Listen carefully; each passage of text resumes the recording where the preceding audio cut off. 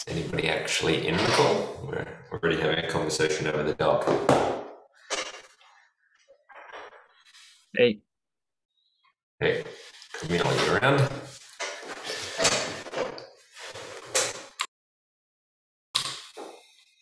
All right, I can start since I think I have the first response on here, which is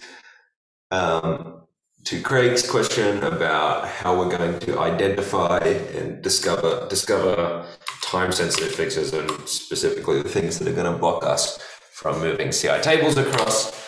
I first was thinking most of the things we identified will come from the POC, and that most of them will be blockers, and we didn't really have a class of problems yet that weren't blockers.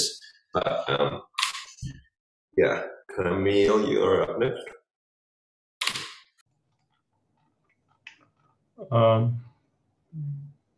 It was for me, is it on?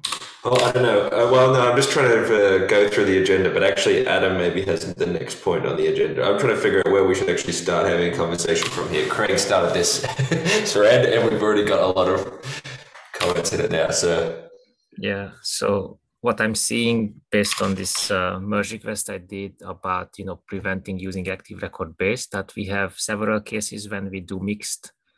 So when we have a transaction, we have a lot of mixed statements that are involving CI tables.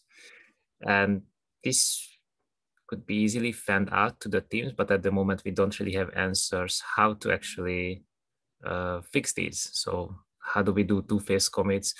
Or if we don't do two-phase commits, how else would we fix these problems? So we thought that it's quite difficult to, give it to the teams. And have we come across a specific example? Like the one that I think in my head would be when we create a pipeline. That I imagine is going to be the canonical example of us doing writes that we want to be transactionally consistent. You create a pipeline, you create environments for the pipeline, you update some, I don't know, some other metadata somewhere else. I don't know, we can count minutes at that point, but I don't know. Yeah, so I found a few places where we do these, and I'm starting to collect in this issue. Just linking it to the agenda. So basically, I'm going through the offenses and then just inspecting each transaction and see what's going on inside, and then just making a note that what I'm seeing here. And we have a few cases when we have these mixed models and updates within a transaction. I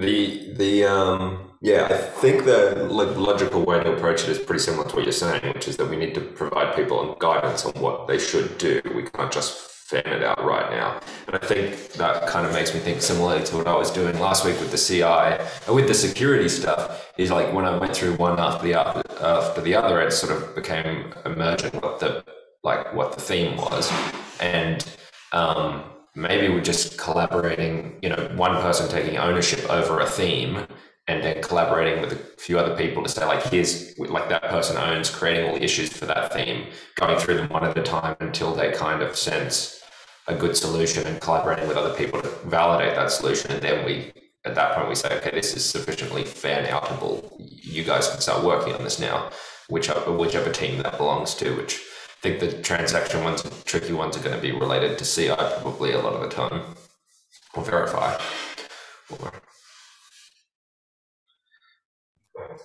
I don't know, has anyone looked into actually two-phase commits? How would we implement those within Postgres? I think there is some functionality there, but I'm not 100% familiar. I think we would simply not do two-phase commit. We would simply forbid that. For me, it's like a very easy recipe to having a deadlocks all over the place. So my perception is like, and actually writing, if transaction is open on A, we forbid writing to B, and it's probably like general rule. So like, if you open transaction on A, we just simply forbid to writing on B within the transaction, and this might be like a logical thing implemented on the rails. We simply forbid two transactions running concurrently, or like two writes running concurrently, and then like we kind of And this is maybe like the second step of after the POC. We simply implement this rule that would discover places where we kind of forbid, like where we kind of violate this rule, and then like fan out like on breaking down these like writes to be sequential across two different transactions, because like I think we're not gonna be able to do two-phase commit properly on the application side. There are always gonna be some rollbacks, and we're gonna end up in ton of deadlocks as well. So I simply say no to two-phase commit. Don't even try to do it. Yeah, I mean that makes sense to me. We should though ensure that we clean up in case we encounter a failure or something like that, because we will end up with we won't have strong consistency, right? So we will need some sort of background process, background job that cleans up stuff that shouldn't be in the database. Maybe it's also like we don't really have that many of these problems. I don't know. So I'm kind of assuming that there may be like just a few cases where we need to solve that, but in like a lot of cases, I think we are already pretty fine. Then the question is really like how we would like go along on actually like forbidding that in the specs and development, and maybe this is really like the first step towards that, like trying to do POC, like trying to use POC where we actually have already like two distinct databases and like simply implement its rule and see like how many things will be broken, and maybe we just see pattern there. But I think like me thinking and also talking with Andreas, like we simply should get rid of the two-phase commits. Like I mean, the issue says fixing two-phase commit, but in this case, like fixing means like simply don't allow two-phase commits to even take place. I think this is my general perspective on that. It's just gonna be pretty painful if you would have to do it like the same way. Yeah, I think there's like two problems that will be left to solve then. One will be like, how much do we care about cleaning up data? And then the other one will be, how do we make things a bit more reliable when things can be partially. So like cleaning up data and then making sure that, okay, the data that we are okay with not cleaning up in the event of a failure, what would be the implications for a user? So looking at a specific case and go, we can actually live with the implications to a user here, where they get a 500 and they go and do a task again and they end up creating some orphaned records somewhere else and nobody notices, or we don't care. But then there'll be like the other cases where like, how do we make this reliable? And one thing that kind of comes to mind is like other places where we try to do HTTP requests in GitLab, we put them to Sidekick, or other long-running tasks we push to Sidekick, and Sidekick has retries in it. And if you create a pipeline of sequential Sidekick jobs queuing other Sidekick jobs, you can do things to two different databases reliably. In a way, I mean, until you exceed retries, but you can have that pipeline. If it detects a permanent failure further along, it can know to roll back previous work, and any failure in doing the rollback of previous work would just be a Sidekick failure that was retried again. So I think we can build that logic as sort of sequential Sidekick jobs as well, depending on the circumstances.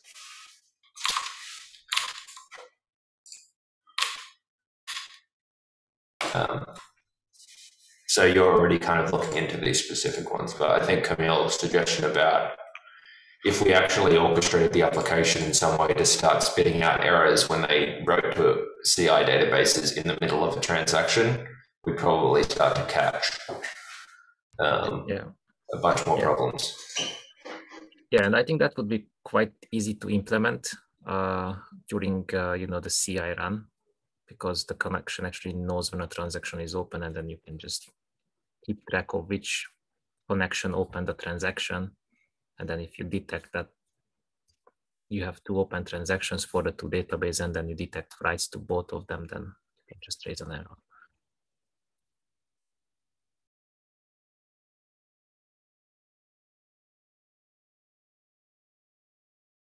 But it's definitely not for Rubocop, because Rubocop cannot really look into that. It should be runtime.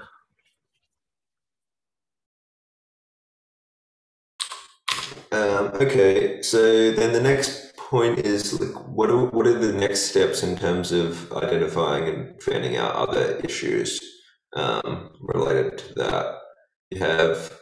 We have the things we've actually caught from the POC. Then we have things we know we will catch, but we haven't caught yet in the POC. Should we just have that as a list somewhere where we can, a list of issues where we can actually distribute that to somebody and say, you've got to find all issues of this category using some approach? I will just go through POC and like all the changes and like create issues for each of them simply, and then like mark in the code in the relevant comment the issue that was created. And I think like this is probably how we need to track that, like each of these individual changes that we made so far probably needs to be issued, and then like needs to be like reasoned if this is the correct way to do it or not. Yeah, it seems like there's like a next step though, which is like making our POC even more fail in even other like ways that it's not failing today. Like the nested transaction is one way. We need to make it start failing in that way to detect those. But then the other, like another example is cascading deletes. I don't think our tests will detect all cascading delete problems. And so we need to make our... As for the foreign keys, I think like one thing that we could do like is like change because like right now we validate that foreign keys are present. So maybe we could do is change that to discover if the relations are properly marked on the models and they are properly configured with the dependent flag. So I'm kind of thinking that like we can like discover that like require foreign keys like within database, but require a proper relationships on the models defined if you simply do that cross database. Yeah, I think there might be some tables that don't have models would be one thing. So like a join table, and then we would want cascading deletes on those. But I think I'm not sure. Probably there would be like one or two tables following the pattern that you're mentioning. But like in general, I think like we usually add tables. Sorry, models for each table. Okay. Even join tables. Yeah, I guess the pattern is the same either way, which is to say you look through the structure, you find any foreign key that has a cascading delete or nullify, and then you check that it's got the equivalent thing written in a model somewhere, and you spit out an error if it doesn't. And that's the list of things to solve. And that may mean we need to create model files to describe those. And then we actually need to implement something that does a good job of cascading deletes, not a really bad job of cascading deletes, which I think we talked about in the past, like Sidekick or something, doing the cascading deletes for us more efficiently. Can we, because like it's pretty much like a topological sort to some extent. Probably what you could do, like you could discover that like if you have dependent delete all on this relation, will it actually remove all the sub objects related to that one by the foreign keys that are already defined in the current database? Because like we're gonna still have like a bunch of the foreign keys. We're gonna have the foreign keys from the pipeline below, basically. So they will not be removed. So it's very likely that even if we do dependent destroy, it's very likely gonna cover 95% of the cases. The left 5 is like how we just discover those,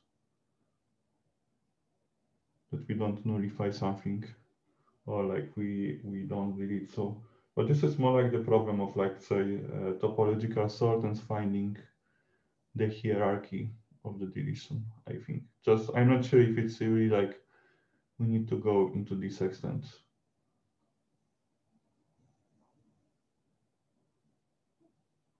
I'm sure we have issues that describe this, but they're probably out of date in terms of what we want to accomplish. But maybe there's just a couple more issues we need to say. Problems to solve that are not yet done in the POC. where I cascading will bleeds, I think. I will update these issues as well. Let's see how it goes. Then I think we need to update the two-phase commit. We need to update foreign keys, and we need to fan out like all the issues out of the current POC. Yeah, the other one I have the other one I had here, switching to disable joins may be too slow. I think we would want a process of going and looking at every disabled join we have there and validating and going, okay, this is logical because it's using a join table, and that join table is a similar data set size to the thing or this is logical and it's not using a limit sort by clause somewhere else that's going to cause us all sorts of problems, right? Like, I think we need to go through every disabled joins and check them one at a time. How many do we have? Is there a lot? Not many.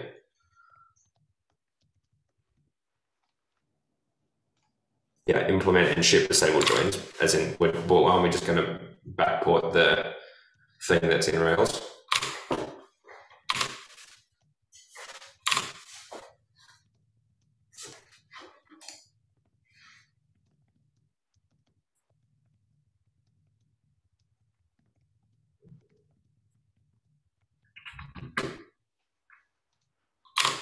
Do you want to verbalize that? Yeah, so like disabled joins currently is a flag. It's true or false. I think what we really want to do, we pretty much now know which disabled joins we need to use because of the POC. So we can actually go ahead and start like setting these flags on the application. But then probably we need to extend this disabled joins logic also with let's say with the feature flag system to be able to toggle on and off that on the production to validate that it doesn't cause the performance issue as well. Because because like your comment about slow, it's very valid, and I think we need to somehow a way to validate that as well. Yeah, so maybe we just have like, all of the disabled joins are feature flagged automatically based on the name of the model and the association. And we have to actually go ahead and enable those one at a time. And then once we do that, we can add to it to say that it's no longer feature flagged once we've validated it. And that's kind of our to-do list. But, automated generation of the feature flag is pretty tricky. But probably, I'm not sure how many of these disabled joins we have, probably not that many. So maybe we could get something like, I don't know, with the grouping of a few disabled joins, like under a single feature flag and rolling out that in the bulk.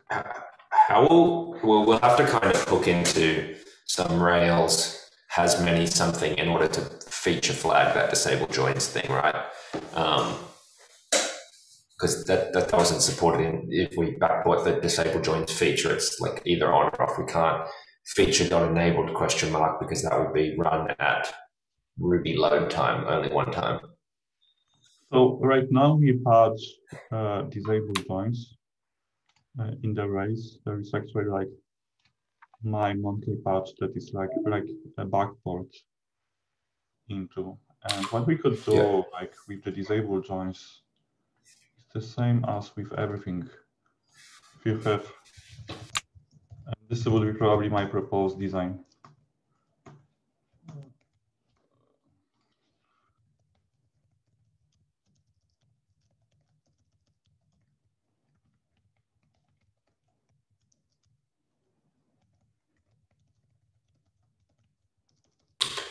What about we do it dynamically with feature flags where we use the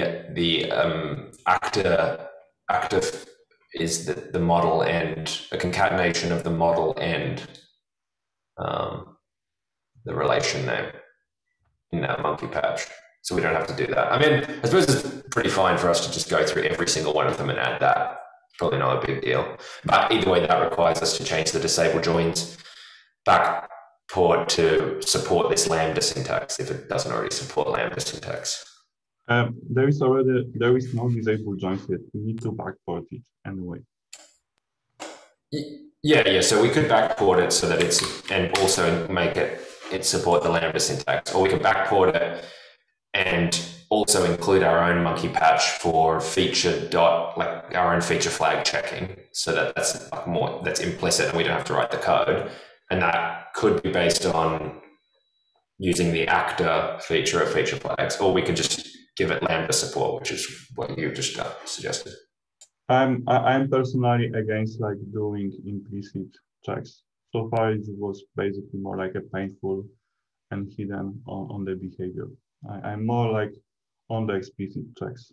So I think that's good. I mean, we've got the feature flag YAML files that allow us to link to an issue and give people all the context. That'll be much more obvious when people look at that, what's going on. So I think that's fine. We'll just probably, unless there's too many of them, we might just write a script to generate a ton of those Lambda syntaxes. But yeah. I don't know how many we have actually these disabled joins in this POC, but so far it was not really like the big amount. Disabled joins. It's still loading for me.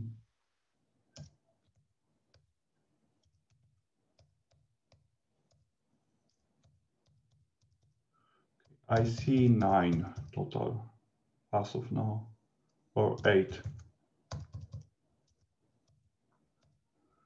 where they are actually across 4 different files. So technically we would need like probably 4 different feature flags at most, because you could really roll out them in the bulk. Okay, that makes sense. That's probably, I think the Lambda syntax being explicit and just manually going and adding all of those in and kind of coming out with our own grouping that we think is logical, like, seems pretty easy. Okay, so that's just a next step to do is all of the disabled joins we have, change them from true to Lambda syntax feature.enabled, and then create the relevant issues and YAML files for all of those feature flags. Or do we plan to switch to Rails 7.0? But it's still, I think, in the beta, right? Yeah, I didn't notice from that blog post that GitHub says that they currently run the Rails main branch in production. I don't know, that probably is far more work for us to keep up to date than trying to push towards beta versions of Rails, but I don't know. I mean, like this monkey patch is pretty straightforward anyway, so I'm not super concerned about us like monkey patching that. Okay, yeah, I mean, if we want to add Lambda support to it, we have to monkey patch it anyway. So, like, if it doesn't support Lambda syntax, then, I don't know if that's something that Rails would want to contribute it back, but it could be. No, I think that like Lambda support would be really like something super temporary. I don't think that we should continue supporting that after we roll out disabled joins.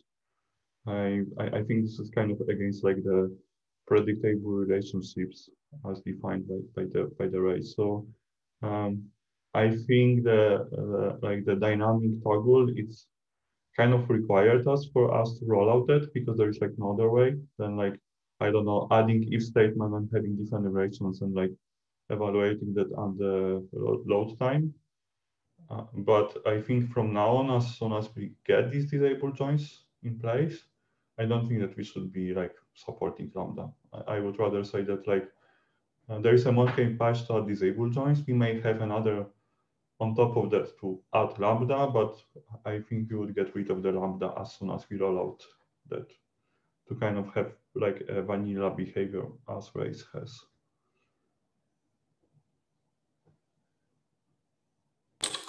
Yeah, I think that's probably how we would use it. I mean, the Lambda syntax is pretty common in a lot of Rails features like that, but yeah, you might be right that this is one place where it's probably not a good idea to have dynamic behavior. I'm just wondering that the monkey patch, does it actually get the evaluation context of like executing every single time somebody calls the method, or are we going to only be evaluating this one time as startup and then we still can't put our code inside that monkey patch? It's evaluating each time.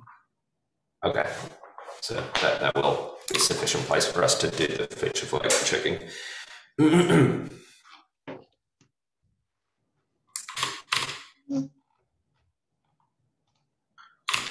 All right, before we move on to the next topic, was there anything else to add under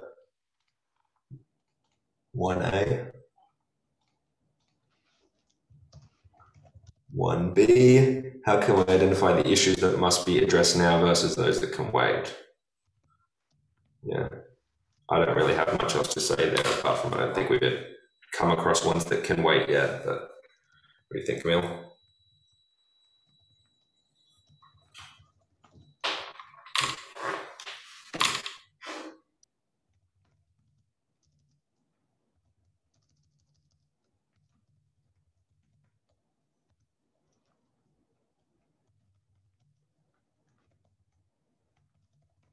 Okay, so I think you're summarizing the previous discussions anyway. But with regards to Craig wondering about having a label so that we can farm out the issues and say these ones are blockers and these ones can wait, do we think that's necessary, or are we just going to go like we're not even going to bother creating issues for things that can wait? They either like make it impossible for us to split the database, or we don't care. Do people have thoughts about farming out nice to haves and labeling them so? So I would ask like this question, like out of the things that you kind of know right now, what you consider to be blocker?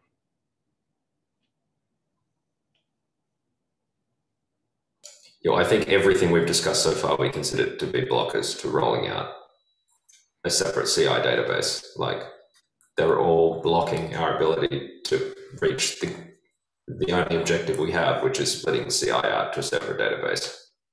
We have nearer term objectives, but they're not meaningful objectives. They like the actual objective is just getting the CI database.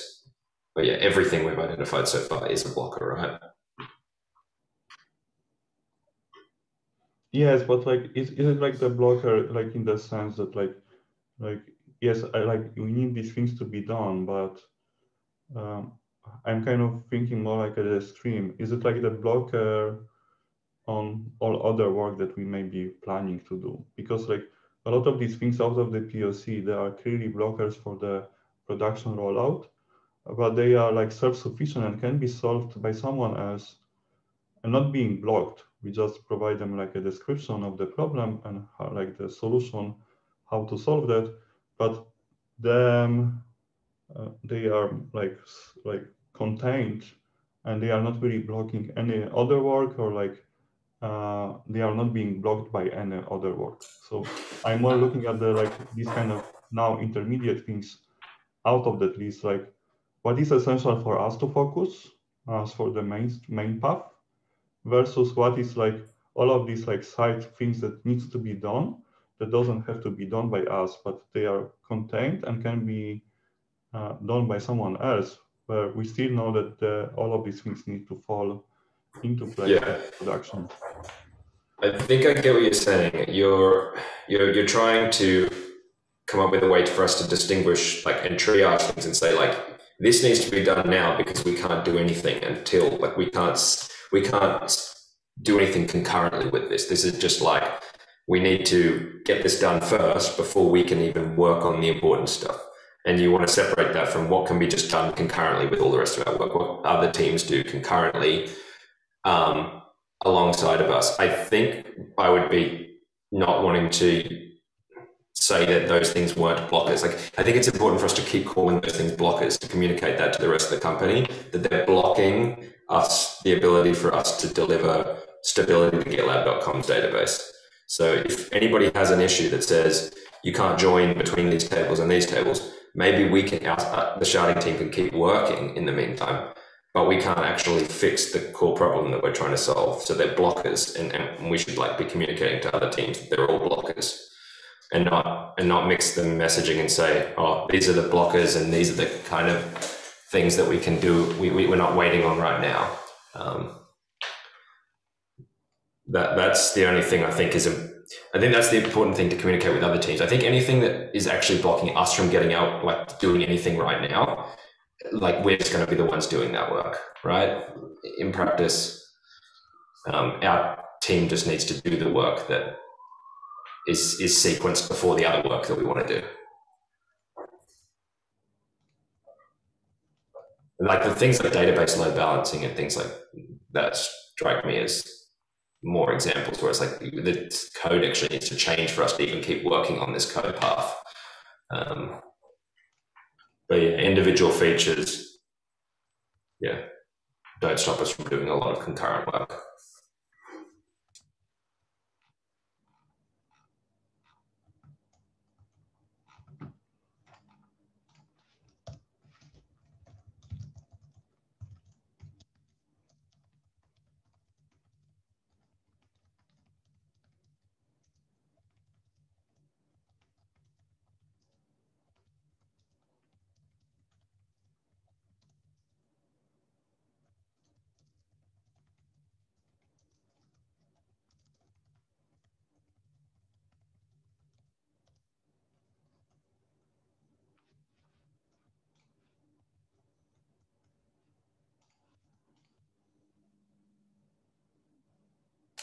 I think your point is the next on the agenda anyway, Camille, so you can voice over that.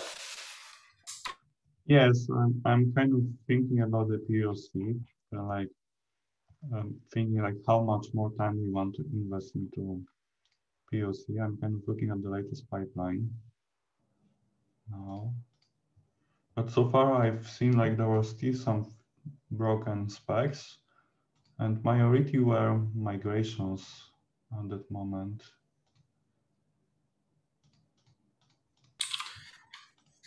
One of the things I think felt like it was working for me last week was just you having the higher level picture of working on that POC and then just kind of describing a set of problems to me, and just like I could then go off and work on that and focus just on that. And I think we can maybe just keep using the POC. I don't know, that's kind of like more up to how you would want to use it. But if you want to just keep using the POC as your kind of scratch pad for just like identifying the problems and then distributing the problems to individual team members, I think continuing to identify classes of problems and then team members work on those classes of problems and just figure out what is the best way to tackle those separately from the POC. That seems to work for me. But oh, actually we have 800 failures. It's pretty great. I'm looking at that.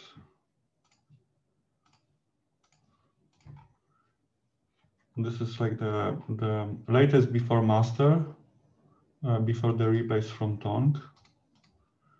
This is from the rebase from Tongue, but this is latest before. And so far we actually have, I guess, pretty awesome. 35 from the unit tests.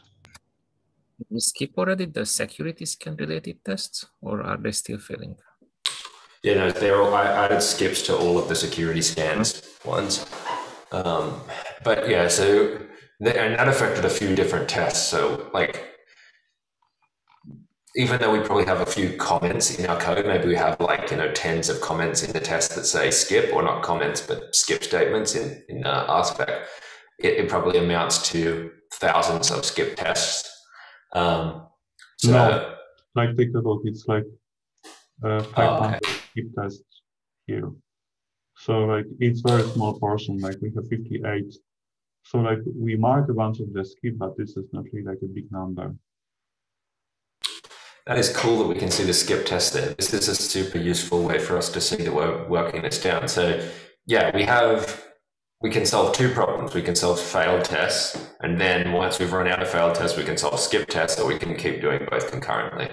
But I think like for all the skips, we should at least start adding issues to them to just start the conversation. So I think my proposal right now, as for the POC, I would simply mark out like aspect migration because we know that this is broken. The same library code for the DB, we know that it's gonna be broken as well. Because I'm kind of more focused right now on the functional tests of the actual application running than like these like fundamental blocks that we need to fix anyway. So I would probably focus on getting unit and integration to be as green as possible. So I would just probably go through those and like also like mark them. And probably this would be like, I guess, the moment where we kind of conclude the POC, that we cross out migration and DB library code. And then like all others are either skipped or fixed. And we have created issues for that. And then my suggestion for the POC would be, I guess, trying the two-phase commit problem to see how many cases of such, if you would implement the rule in the application and like see on the POC in how many cases it would generate a red tests. Yeah, I can add a commit that hacks this together, and then just we can see the pipeline, how many tests are failing. Because I'm not sure, like, I think like that POC right now in that current form is pretty comprehensive to show like all of these aspects. Now the question is like related, Dylan, to your comment about the performance. Is it something that we could use for the performance testing, or is it even worth to use to check the performance impact? Well, the application needs to be working properly for us, presumably, to run the performance. What you're talking about, the GPT GitLab performance toolkit to do testing, or something more general? Because like we can create omnibus package out of that. Yeah. Pretty So easy, we can right? run. We can probably find a way to run GPT against this branch, but the application needs to work. And for example, if migrations don't work properly, or just a set of features don't work, then the performance, like the security scans, they're all marked as skipped because the features don't work. If we have too many failures in GPT, we might just find that that's not particularly meaningful to us yet to detect. We're not at that stage yet. Okay, so what you're kind of saying is probably it would be better to wait till we fix all of these skipped ones to make them green to some extent. And then we could probably run actually this branch because it would have a chance of functioning. I think it makes sense. Yeah. And I think we just probably want to get even, maybe we don't have to get all the way, but just closer, I think.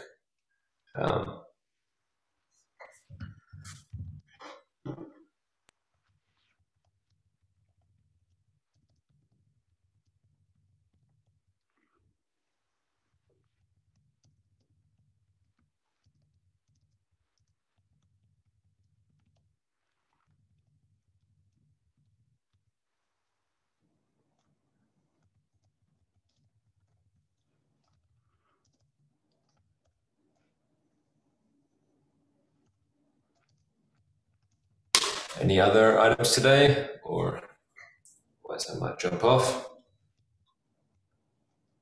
No? All right. Have a good day, everyone. Bye. Right.